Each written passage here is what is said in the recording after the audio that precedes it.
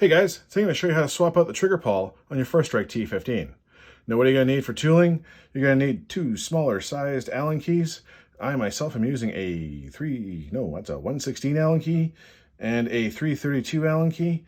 You're also going to need a 316 Allen key to loosen the screw in the grip. You will most likely need a punch. You might be able to use an Allen key, but punch is way easier. And a small sized hammer.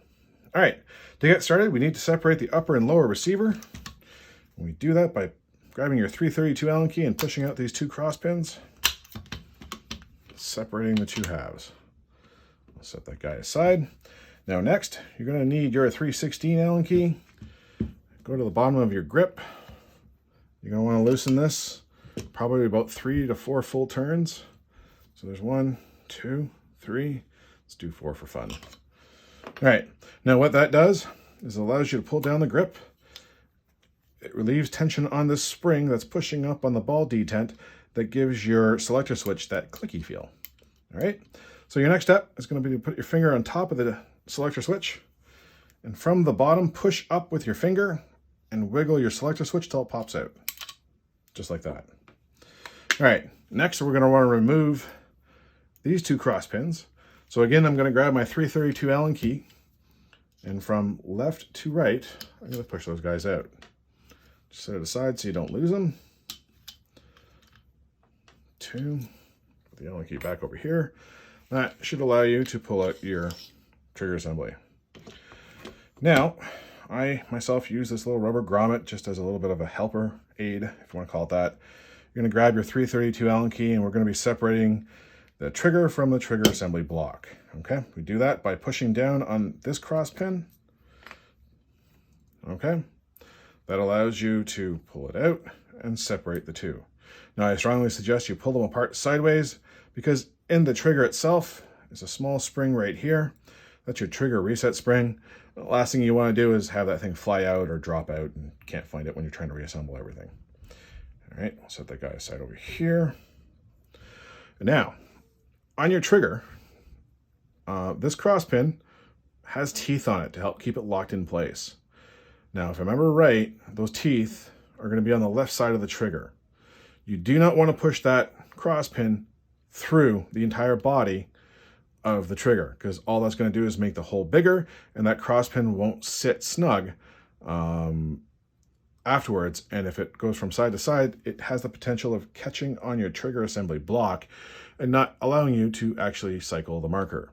All right, so this is where that punch comes in handy. I'm going to place it back onto my little grommet. I'm going to try to do it by hand just to see if it's loose, and it's not. So I'm going to use this punch and my small hammer, give it a good whack just to get that cross pin out. Now, before I disassemble it totally, I'm just going to try to line this up properly and show you guys the actual teeth that are on that cross pin. All right, now you're going to hold down, this is your trigger pawl. You're going to hold this down and try to give it a little bit of wiggle while you work out that cross pin. Set it aside, don't lose it. Now again, on slightly of an angle, just separate the two. And this is your trigger pawl, and underneath it is another spring. So just be careful that you don't lose that guy either. All right, now we're going to pretend we're reassembling or installing a brand new trigger pawl. Whether it be the stock trigger pawl, or if you're installing the Fate trigger pawl, whatever the case may be, they both install the same way. On the trigger pawl, on the short side, there's a little detent or dent into it. That dent cups that spring. Here we go. I was mentioning earlier. So we're going to place it in like this. All right.